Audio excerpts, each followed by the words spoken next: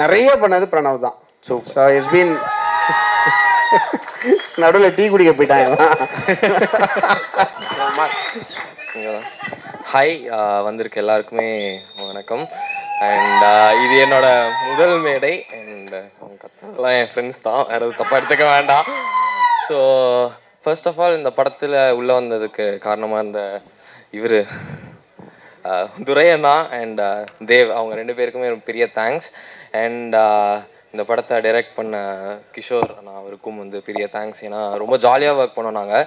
ஆனால் படத்துக்குள்ளே பயங்கர emotions and நிறையா விஷயம் நான் ரிலேட் பண்ணிட்டேன் படம் பார்க்கும்போது. அண்ட் எனக்கு ரொம்ப பிடிச்சிருந்துச்சி ஒர்க் பண்ணும்போது.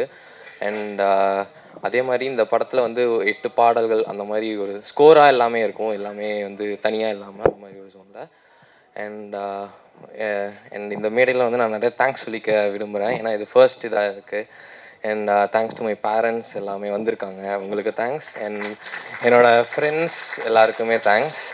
அண்ட் என்னோடய மியூசிஷியன்ஸ் எல்லாருமே, நான் ரெகுலராக ஒர்க் பண்ணுற டெல்ஃபி, விகே கிட்டாரிஸ்ட் அண்ட் நிறையா லிரிசிஸ்ட் அண்ட் சிங்கர்ஸ் எல்லாருமே வந்திருக்காங்க, எல்லாருக்குமே தேங்க்ஸ். அண்ட் பாடல்கள் பாடி கொடுத்த அந்தோனி அண்ணா, மீனாட்சி அக்கா அண்ட் செம்வி, இண்டிபெண்ட் ஆர்டிஸ்ட் ஏகன், இந்த மாதிரி நிறைய இண்டிபெண்ட் ஆர்டிஸ்ட் இந்த படத்தில் இருக்காங்க. And I am so happy about it. And கடைசியாக வந்து நான் வந்து ஒரு சின்ன பர்சனல் விஷயம் மட்டும் சொல்லிக்கிறேன். நான் வந்து ஒர்க்கு கோயம்புத்தூர்லேருந்து வரும்போது, ஸோ அங்கே படிச்சுட்டு இருக்கும்போது நான் வந்து ஒரு மியூசிக் டைரக்டரோட பெரிய ஃபேன் அந்த மாதிரி சுற்றிட்டு இருந்தேன். ஸோ நான் சென்னை வந்துட்டு மியூசிக் படிச்சுட்டு இருக்கும்போது திடீர்னு ஒரு நாள் ஒரு கால் வருது. பார்த்தா எனக்கு அவர்கிட்ட ஒர்க் பண்ணுறதுக்கு ஆப்பர்ச்சுனிட்டி இருக்குது. ஸோ எனக்கு வந்து 5 இயர்ஸாக வந்து நான் அவர் கூட ஒர்க் பண்ணிவிட்டு இப்போ வரைக்கும் ஒர்க் பண்ணிட்டு எனக்கு ஒரு ப்ராப்பர் ஒரு கைட் பண்ணி மென்டர் பண்ணிகிட்டு இருக்கிற சந்தோஷமா அண்ட் மீனாட்சி அக்காவுக்கு எனக்கு பெரிய தேங்க்ஸ்.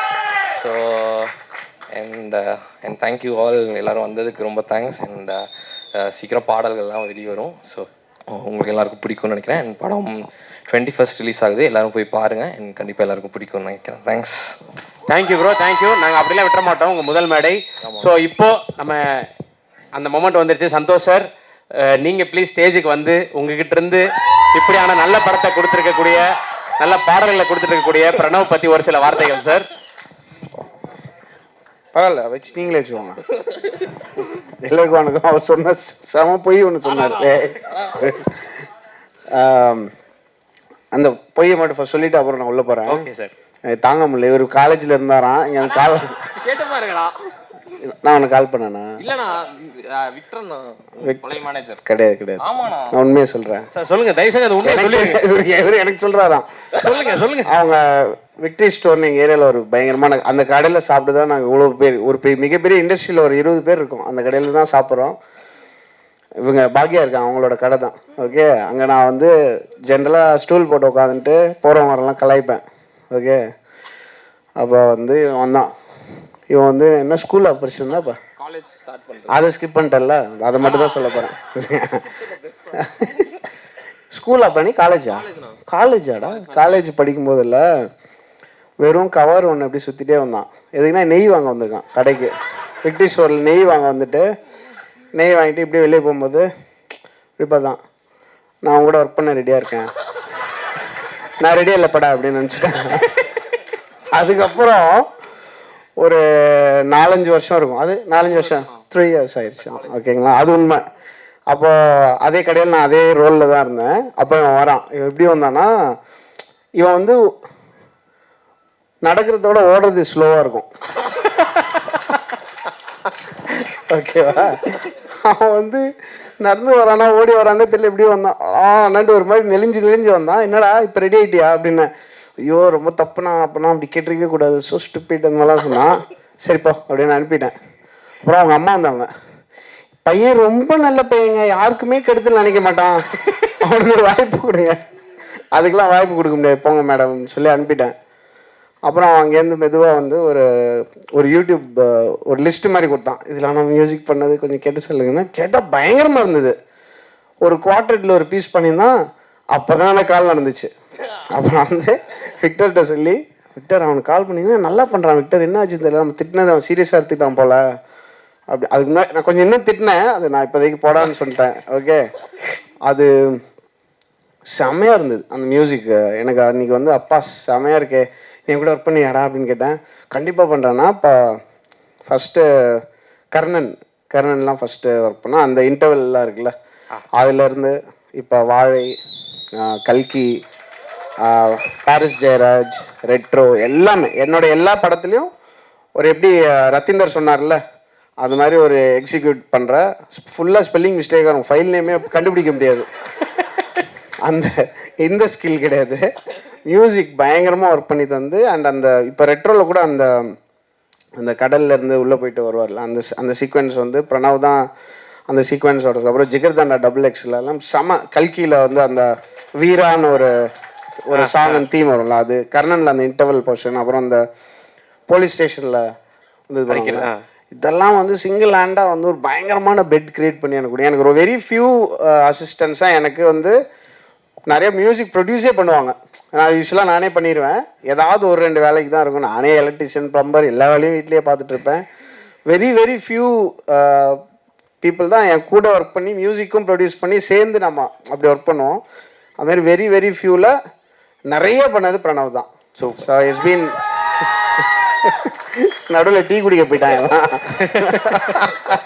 ஸோ யா இது ஐயோ அந்த ஈவெண்ட் மட்டும் சொல்லிட்டு வரேன்னு சொல்லியிருந்தேன். ரொம்ப சாரி. படத்தை பற்றி பேசிடலாம். வாங்க சார்.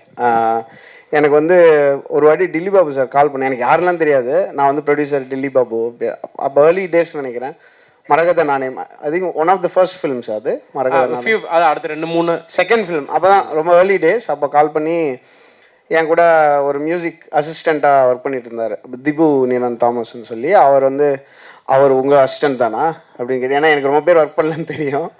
அப்போ கேட்டார். நான் சொன்னேன் அம்மா செம்மையாக இருக்கும், இப்போ விட்டிங்கன்னா அப்புறம் பிடிக்கவே முடியாது அப்படின்னு சொன்னேன். அண்ட் திபுஸ் ஃபர்ஸ்ட் ஃபிலிம் வாஸ் மரகத நாணயம். அதனால எனக்கு ரொம்ப நான் வந்து ஃபோன் பண்ணி திபு பேசிட்டியா அவங்க ப்ரொடியூசர்கிட்ட. அதுக்கப்புறம் நான் சாரோட பேசினதில்லை. But I am very very happy that எப்படி அது அமையுதுன்னே தெரில. என்னோட வேர்ல்டுக்குள்ளேருந்து அவங்க திருப்பி ஸ்பெஷலான டேலண்ட்ஸை வந்து இந்த ஸ்டேஜ் கிடைக்க ரொம்ப ரொம்ப கஷ்டம். ஏன்னா நிறைய பேர் நான் ஆக்சுவலாக முனிஷ்காந்த் அவர் அப்புறம் விஜயலக்ஷ்மி இவங்கெல்லாம் வந்து ஹசில் மேக்ஸில் இருக்காங்க. எவ்வளோ வருஷமாக ஓடிட்டே இருக்கோம். டெய்லி வரோம் கவர் தூக்கிட்டு ஓடிட்டே தான் இருக்கும். அது பார்க்கும்போது இந்த மாதிரி ஒரு ஸ்டேஜ் கிடைக்கிது ரொம்ப ஹாப்பி எனக்கு. தேங்க்யூ. அவங்க may soul rest in peace Dilip Babu அவர்களுக்கு அண்ட் அதோட ஜேர்னியை எடுத்து நடத்துகிற துரை அண்ட் தேவ் 2 பேருக்கும். அப்பாடா ஸ்டேஜுக்கு இதை பார்க்காம சொல்லுவேன் 2 பேர், ஏன்னா எல்லாம் சொல்லிட்டாங்க. ஸோ அது ரொம்ப ரொம்ப சந்தோஷமாக இருக்குது எனக்கு. அண்ட் நம்மளுடைய படம் இல்லாமல் ஒரு மேடையில் ஜாலியாக பேசுறது மாதிரி இருக்கிற ஒரு ஜாலி இருக்கு. அந்த மாதிரி ஒன்று கிடையவே கிடையாது. ரொம்ப ரொம்ப சந்தோஷம். அண்ட் இந்த படம் நான் பார்க்கல, இன்னும் நான் பார்க்க மாட்டேன், தேட்டரில் தான் பார்ப்பேன். ஏன்னா அந்த இதில் பார்த்தா ஒரு மாதிரி அந்த பாப்கார்ன் இல்லை, அந்த ஒரு மாதிரி நான் ஆல்மோஸ்ட் டெய்லி படம் பார்ப்பேன் தேட்டரில். அண்டு தேட்டரில் பார்க்குற மாதிரி ஜாலியாக படம் எடுங்க அந்த மாதிரி எனக்கு ஃபீல் ஆச்சு. அது இந்த படமாக இருக்கும். நீங்கள் சொல்கிறதெல்லாம் வச்சு பார்த்தா, ஏன்னா சில பேர்லாம் நிஜமே சொல்லுவாங்க. பாதி பேர் கதையை கொஞ்சம் கொஞ்சமாக சொல்லிட்டாங்க ஃபுல்லாக. அப்படியா? ஆமாம். என் ஃப்ரெண்டு ஒரு என்கிட்ட வந்து மச்சி 6 Sense பார்த்துட்டியா, அதில் ப்ரூஸ் வில்லிஸ் தான் பேய் அப்படின்ட்டான். ஏன்டா அப்படி சொன்ன, பார்க்கலடா அப்படின்னு. அது மாதிரி கொஞ்சம் கொஞ்சமாக அந்த நீங்கள் கேட்குறீங்கல்ல உங்களுக்கு பிடிச்ச மொமெண்ட் எதுன்னா எல்லாரும் வச்சு சொல்கிறத வச்சு ஃபுல் படமும் சொல்லிடலாம் போல இருக்கு. இல்லை சார், இதில் கேட்காதீங்க, கேட்கக்கூடாது அப்படின்னு போதும். படமே பார்த்த மாதிரி இருக்கு.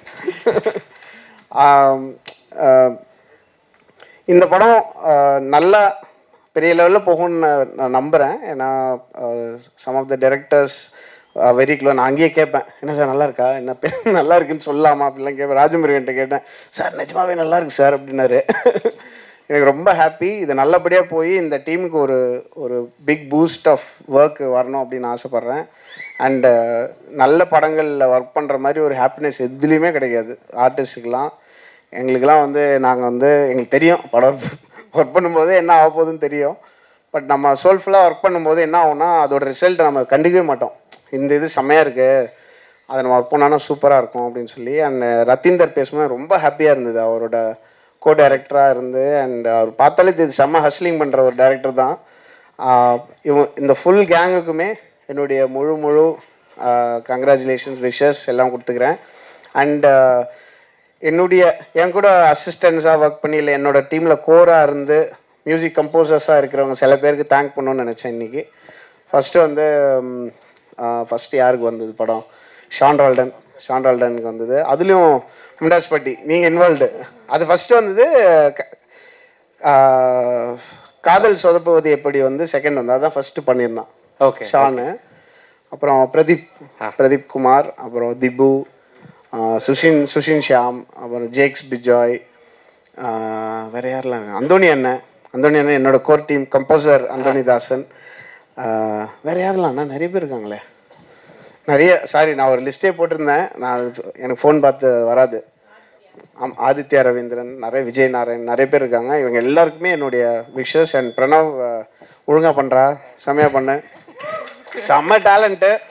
அண்ட் சிங்கிள் வேறு இப்போ. என்ன இதுக்கெல்லாம் கத்துறீங்க? நான் வந்து என்னுடைய படம் ரிலீஸ் பண்ணி கல்யாணம் பண்ணேன்.